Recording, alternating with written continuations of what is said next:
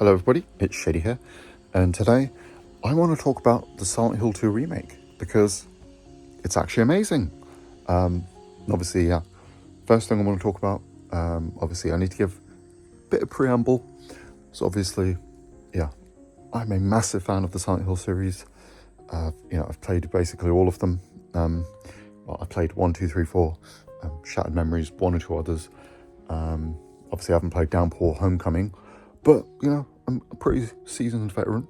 And obviously, as we all know, Silent Hill 2, it's not just any game.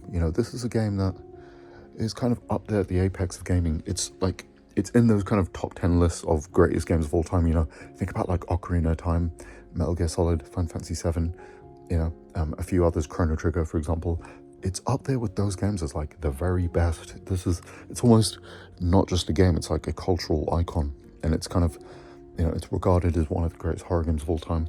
I think what makes it so great is it showed us what you could do with horror in video games that just isn't possible in any other medium. And it's kind of why I think survival horror games in general are my favorite genre of all time.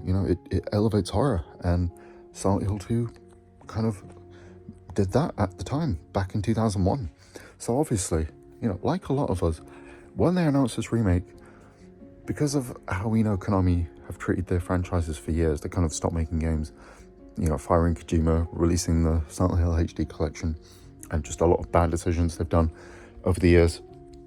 We were all really worried, because this is a series I think we all love. I think, survival horror fans, especially Silent Hill fans, are very protective of our franchise. We've seen a lot of bad games released, like Downpour, like I said. So it was very worrying. And then obviously, when it was announced it was Blooper Team, I, like many others, was kind of questioning it, because Blooper Team, it's like, I've enjoyed their games, but, I feel like they always get the atmosphere right, but the gameplay's always lacking in their games. Like The Medium, for example, I really liked that. I think it was a really interesting game. But, gameplay-wise, just wasn't the best, so I was a bit worried. But it was pretty obvious these guys are fans of Silent Hill. Layers of Fear was basically born off the cancelled PT project, wasn't it? So pretty obvious these guys like him. So I was kind of like a little worried, but I wasn't like some of the other fans where they were really just waiting to hate this game. I was reserving my judgment. But obviously, as we slowly started seeing the gameplay, I got more optimistic, especially finding out that, we had the original creative director, and we had Yamahata Ito involved. Obviously, we had the character designer, the original sound designer of the first games involved, which was really cool, overseeing the project, which kind of made me a bit more cautiously optimistic. And then obviously, the game finally came out, and now to kind of give my thoughts on it, after all of that. But basically, all I've got to say is they knocked it out of the park. This is kind of up there with the Resident Evil 2 remake. It's really good. What I really love is obviously, this is using Unreal Engine 5, so it's got like top-notch graphics, look really good. Gameplay-wise, it's pretty much modernized. Obviously, the original one had the whole fixed camera angles, kind of very limited camera, but obviously it was very intentional. It wasn't just a limitation at the time. It kind of adds to the horror, because it's like we're not in control fully, and it's kind of almost like we're stepping into a nightmare. So, that change of perspective.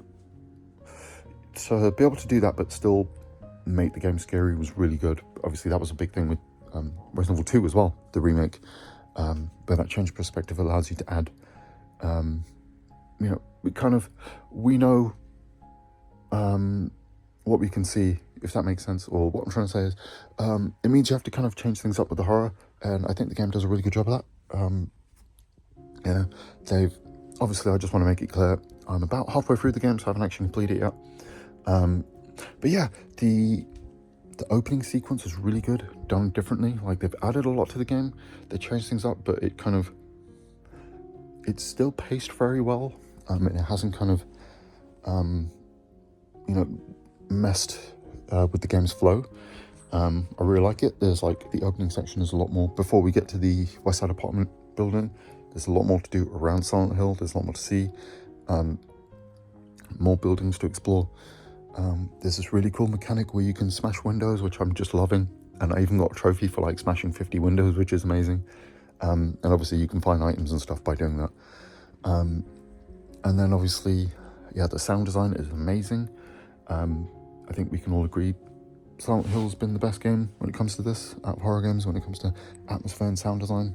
And this is top notch. Like, I've been feeling pretty uneasy throughout the whole playthrough so far, and obviously that's a great thing. And yeah, the voice acting is great. Obviously I missed the charm of the original, and you know, the kind of out there voice acting in the original was kind of the point. It was to make you feel a bit uneasy, and not know what the hell's going on, almost like that dreamlike feeling. But it's still really good in this one. We can argue what's better or worse, but I think they're both good.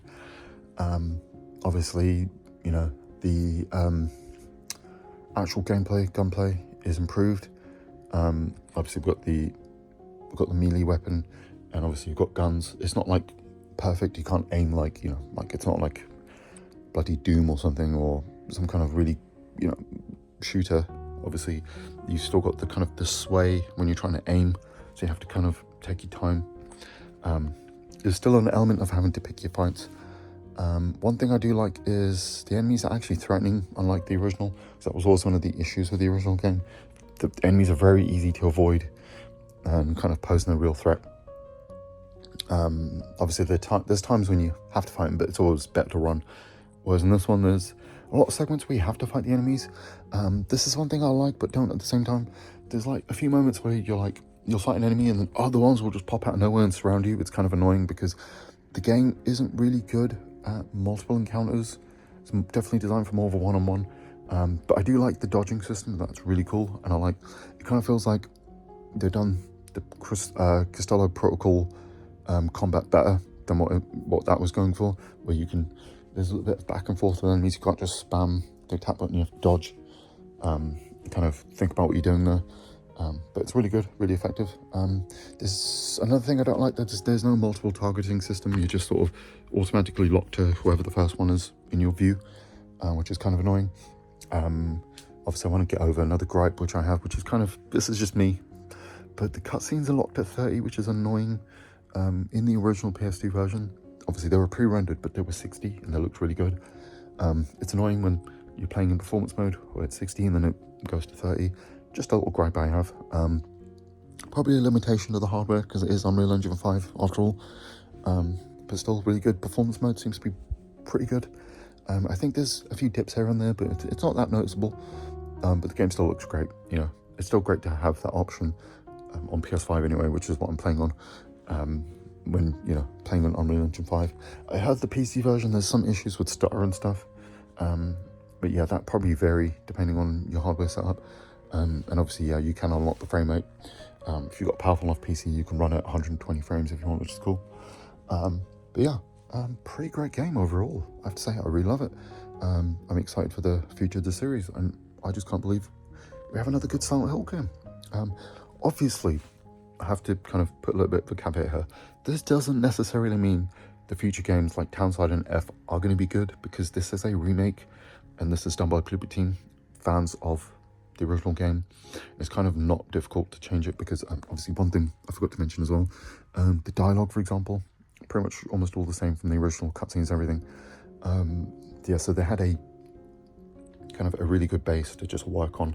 That, you know, this is like the Resident Evil 2 remake, where it's like there's the original and then they kind of just build on it. I'd actually compare it more to the original Resident Evil 1 remake, almost, actually, where that, I remember Mikami saying it's 70% different. So it kind of feels like that, where they took the original game and then built on top of it. And obviously that's easier to do than having to build one from scratch. But as long as they use this for a basis, hopefully F and Townside will be good, but we have to wait and see on that.